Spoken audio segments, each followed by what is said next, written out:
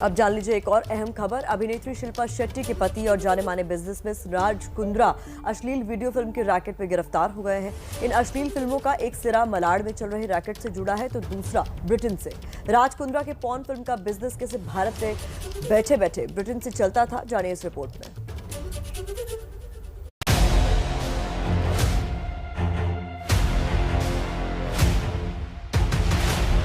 जाने माने बिजनेसमैन और बॉलीवुड अभिनेत्री शिल्पा शेट्टी के पति राज कुंद्रा को मुंबई क्राइम ब्रांच की प्रॉपर्टी सेल ने गिरफ्तार किया।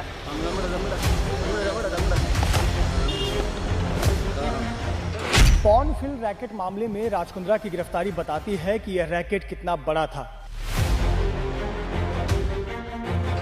ऐसे ही बंगलों को चुना जाता है इन फिल्मों के शूटिंग के लिए। बिजनेसमैन का डर्टी गेम। ऑडिशन के लिए बुलाया जाता था या कुछ शॉट्स लिए जाते थे और इस शॉट्स में थोड़ा सा बोल्ड सीन करना पड़ेगा। वो बोल्ड का ट्रांसलेशन धीरे धीरे सेमी न्यूड और फिर फुल न्यूडिटी के तरफ वो पिक्चराइजेशंस जाते थे। वजह है उनके पति बिजनेसमैन राज कुंद्रा की गिरफ्तारी।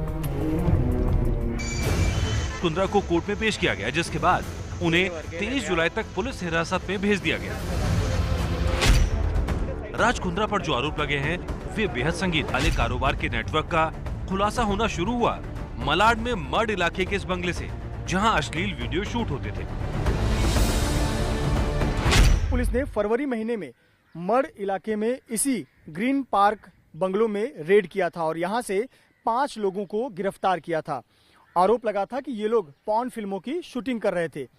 ऐसे ही बंगलों को चुना जाता है इन फिल्मों के शूटिंग के लिए। पॉर्न फिल्मों की शूटिंग इसी प्रकार के बंगलों में होती थी। लगभग 12 घंटे के लिए या फिर 24 घंटे के लिए इस प्रकार के बंगलों को बुक किया जाता है। 12 घंटे के लिए 60 से 80 हज़ार रुपये अदा किए जाते हैं और 24 घंटे के लिए 1.5 से 2 लाख रुपए अदा किए जाते हैं और यहाँ पर फिल्मों की अलग अलग तरीके से शूटिंग होती है। मलाड के इस बंगले में फरवरी में छापे मारे गए थे, लेकिन तब पुलिस को अंदाजा नहीं था कि रैकेट कितना बड़ा है। जांच बढ़ती गई तो पता चला रैकेट अमेरिका और ब्रिटेन तक फैला है। हालांकि राज कुंद्रा के वकील ने इन आरोपों से इनकार किया है। हालांकि ये कंपनी केंद्रीन और हॉटशॉट्स लंदन में रजिस्टर्ड है, लेकिन इसका पूरा कंटेंट क्रिएशन ये राज कुंद्रा इनके मुंबई स्थित ऑफिस से किया जाता था।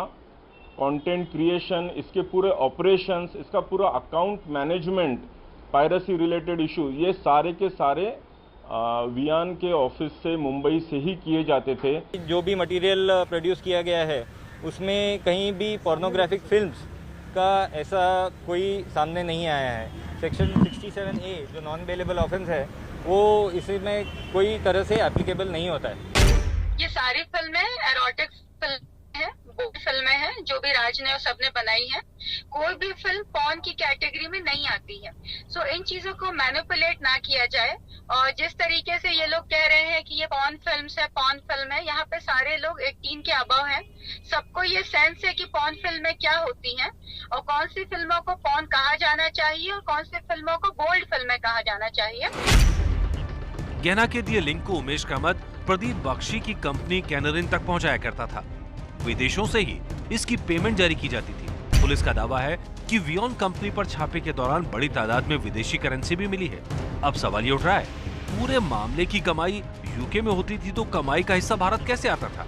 क्या इसके लिए हवाला नेटवर्क का इस्तेमाल किया जाता था? क्या इस कमाई पर टैक्स भी दिया जाता था? मुंबई से सूरज ओझा और मृत्युंजय कुमार सिंह के साथ जितेंद्र दीक्षित की रिपोर्ट।